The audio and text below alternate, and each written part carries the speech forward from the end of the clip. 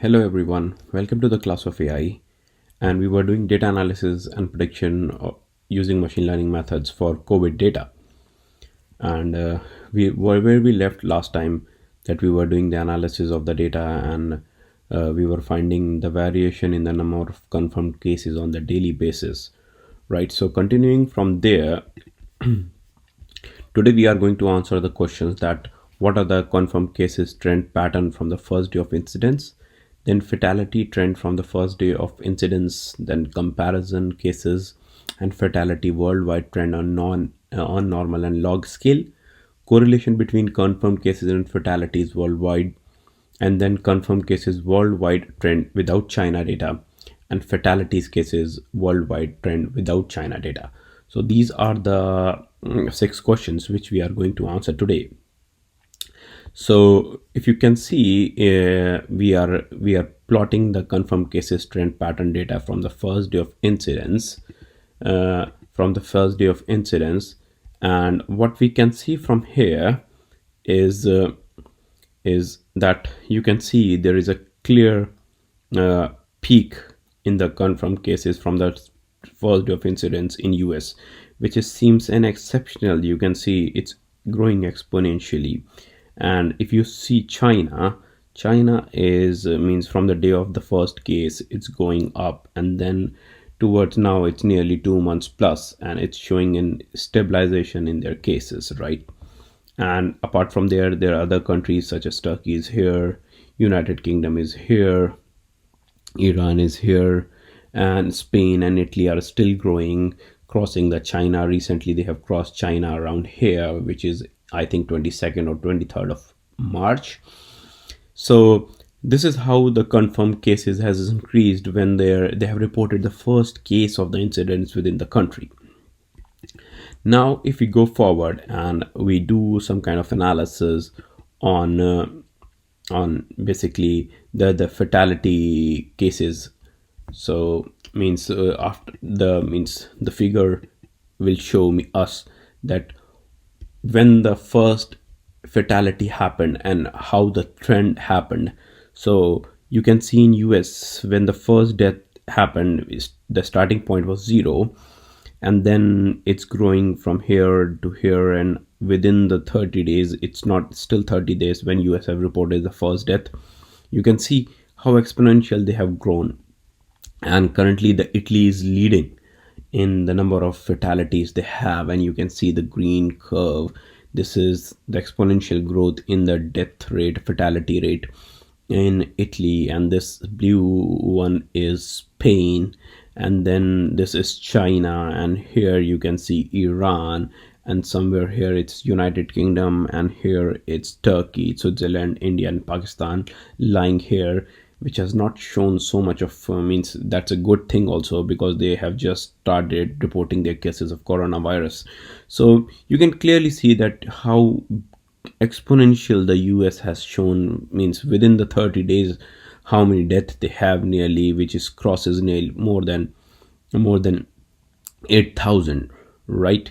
And now if we go forward, if we are going to compare the worldwide trend with the worldwide confirmed cases. So first we are going to plot this, and if you see over here that the confirmed cases worldwide trend is from the when the confirmed cases were starting in the 22nd of January, this data set, and you can see up to April it's going here, which is quite similar to the fatality curve also, but the scale is pretty different. You can see here it's 10 to the power 6, and here it's nearly 60,000, but means it's look pretty similar, so people get confused of it. So what I did, I plotted it on a same scale. So if I plot it again, which recently the data has been updated, and let me clear the output and rerun it again. Yes, so you can see means because now both are on the same scale, so you can see the worldwide cases in the blue curve, it's pretty high than the fatality rate. But what I did, because they are on the same scale, so what I did, I have taken a log 10 of both fatality rate and the confirmed cases, and you can see as I took the log scale of it, uh, see the behavior, the peaks and everything seems very similar, which is pretty means pretty good point to focus, that they have clearly showing that the fatality rate and the fatality rate and the confirmed cases are nearly showing the same behavior. They are following the pattern but on the different log scale. Now what I did, I have plotted the correlation between, because they are looking pretty similar. So what I thought, why don't we go and see a kind of correlation between the fatality and the the confirmed cases. So as soon as I plotted the things, you can see correlation between confirmed cases and fatality worldwide.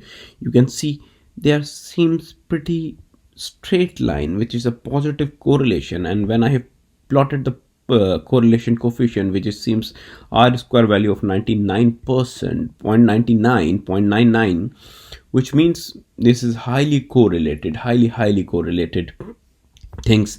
That means as the number of cases will increase in the world, the fatality rate will definitely increase, right? And now let's see the data.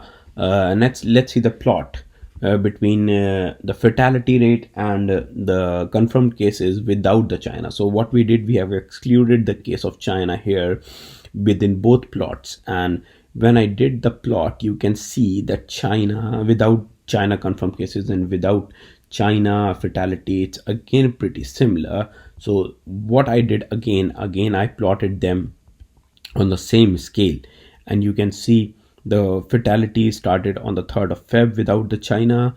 So the first death was reported nearly 2nd or 1st of Feb, and I think it's in Italy. According to the best of my knowledge, it happened in Italy. And then you can see the confirmed cases grown exponentially. This is because of US data, which is pretty high, and then the fatality rate is still going up. Now what I did, I again plotted both the things on the log scale. And if you see log scale without the China, so if I remove the China data within my data set, so what is happening, you can see the confirmed cases is growing exponentially on the log scale over here. Means not exponentially, you can say, but they have grown like something like that. And you can see, but fatality rate because it's in the log scale, so it will, log 10 means more than 10 death, it will remain 0, and then it start growing on the log scale. And you can see they almost have a same pattern, but here this is pretty curved because it's on, means it's pretty straight because it's on a log scale. So it's a good point to see that we can see without the China data, because the China has now stabilized their things, both fatalities and confirmed cases. So I believe we have answered those questions which we have promised to answer using the exploratory data analysis. And in the next part of the video, what we are going to do, we are going to plot some kind of world maps, and to explore the number of cases and the number of fatalities. And then in the fifth part, I believe that's my goal, that in fifth part I will show you how to transform the features of this particular data set, and can we make a prediction from it. So that's an ultimate goal of this series, that at the end we'll make some predictions for these top 12 countries until May. So we would like to make the predictions. And that's it for today, and thanks for watching the Class of AI. Please do subscribe my channel. If you have any suggestion, please put in the comment, press like, and if you have not subscribed to my channel, please go press the bell button and subscribe to my channel. Thanks for watching the Class of AI. Thank you very much. See you in the fourth part of the